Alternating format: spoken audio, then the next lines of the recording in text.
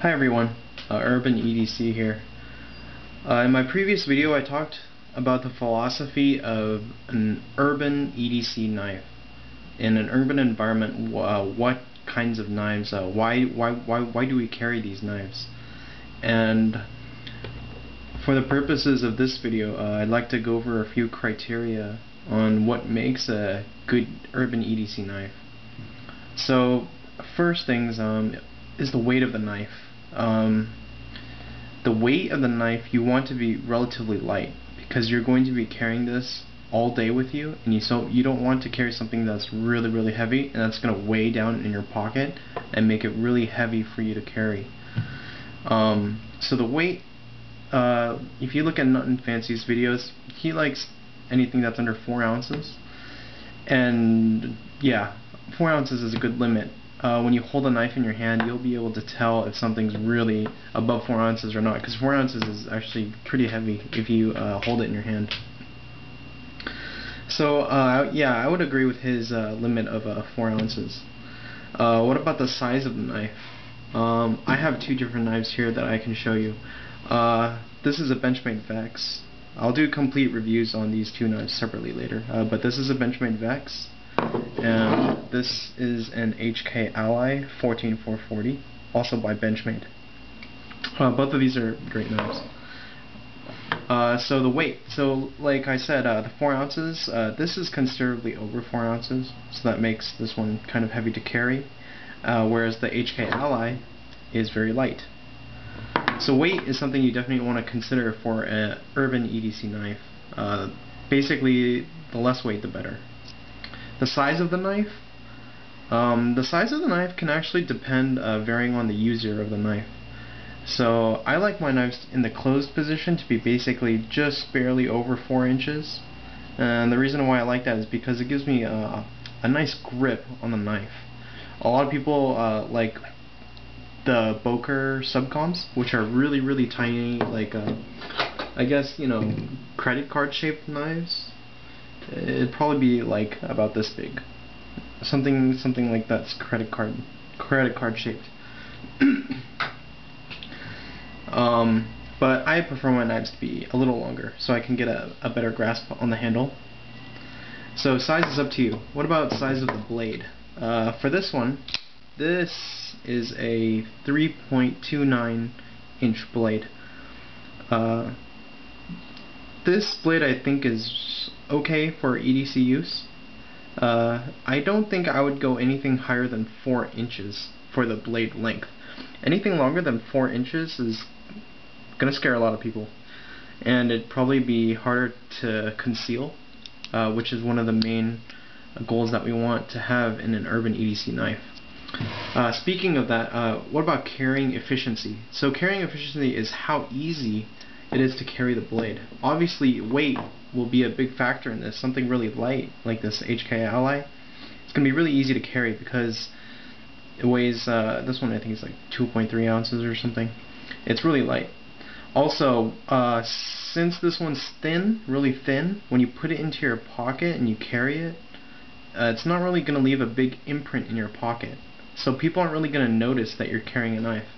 Whereas if you're carrying a thicker blade, thicker knife like this Benchmade Vex, if you're carrying a thicker knife, people are going to know that you have something in your pocket. Okay, so that's something you might want to consider, you know, if you want to be discreet or not with your knife carry. Okay, blade shape. So I have 2 blade shapes. This one is a Tonto size blade shape, and the way you can tell is because it has this very acute angle. You know, it comes to a very sharp tip. You know, blade shape is really up to you, the user. Each blade shape has its advantages and disadvantages. For this type of blade, the Tonto, American style Tonto, this one's slightly reinforced here, so I mean it's okay. I mean it's a Benchmade, so it's fairly strong. Benchmade knives are great. But Tonto styles are made for penetrating, okay? Because the tip is such an acute angle, it's very easy to penetrate things. So if you were to cut into a box with this, you know, Tonto style is great for that. Okay, but for EDC uses, other uses like preparing food, or actually doing just like small cutting where you need control over the blade, I don't think the Tonto is that great of a style because of this angle right here. Because it comes up so sharply when you want to cut something at this angle, it's very difficult because it's not rounded. Okay, for example, if we take a look at this blade shape of the HK Ally, I think Benchmade calls this a modified spear point, because spear point is basically where both sides of the blade will meet together in the middle, forming a type of spearhead like that. But in this one, it's rounded down here. Okay, and when it's rounded, it's easier to do really fine controlled cuts, because you can just slide on top of the blade like that. Okay, so there's Warncliffe style blades where it's completely flat down here. Some people like that a lot. So you have different types of blade shapes that you can use with your knives, and it's really up to you to decide which type of blade shape works best for the cutting tasks that you need. What about blade steel? Blade steel for an Urban EDC knife, I think Os 8, which is the blade steel that's used on this knife here, is adequate. It's okay for the uses, for an everyday EDC use in an urban environment. And the reason why I say that is because in an urban environment, when you go home every day and you're not going to be like in the woods for a long time or out on a trip away, for those types of blades, Os 8 is okay because it's easy to sharpen, holds an edge okay, and the rusting is just okay too. It's an okay blade steel for general uses. Higher blade steels are going to be like a 154 cm, an ATS 34, or your super steels like S30V or S90V, or even tool steels that Benchmade uses like a D2. All the upper end steels, they basically have better edge retention, but depending on the hardness that they're hardened to, it might make it more difficult to sharpen or whatnot.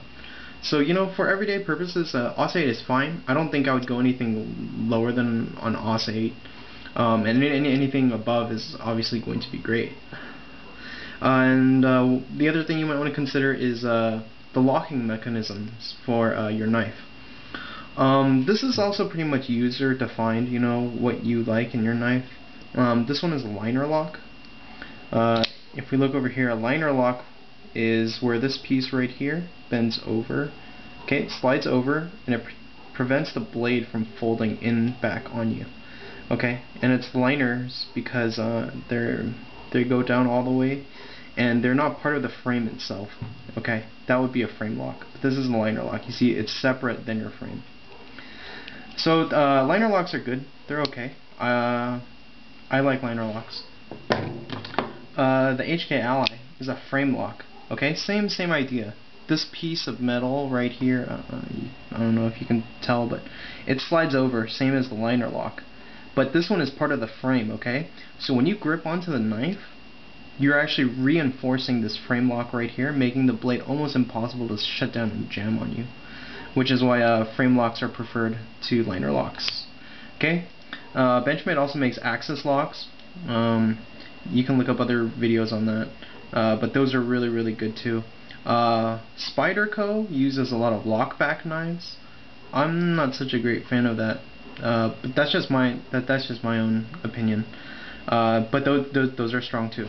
Okay, so locking mechanisms are up to you. So as a review, I talked about what makes a good EDC knife. So you probably want something with a blade that's 3 to 4 inches. A blade handle, I like a little bit over 4 inches. You might want a really small handle, like a mini knife, like a Boker Subcom with like a 2-inch handle. Deployment speed should be fairly quick. Oh, and it should be one-handed, okay? All of these are one-handed opening mechanisms, okay? Not like your Swiss Army knife where you need to pull it open. A blade shape, blade steel, those are all up to you, and the locking mechanism. So, oh, and don't forget about carrying efficiency. The lighter the better, okay? Thanks a lot.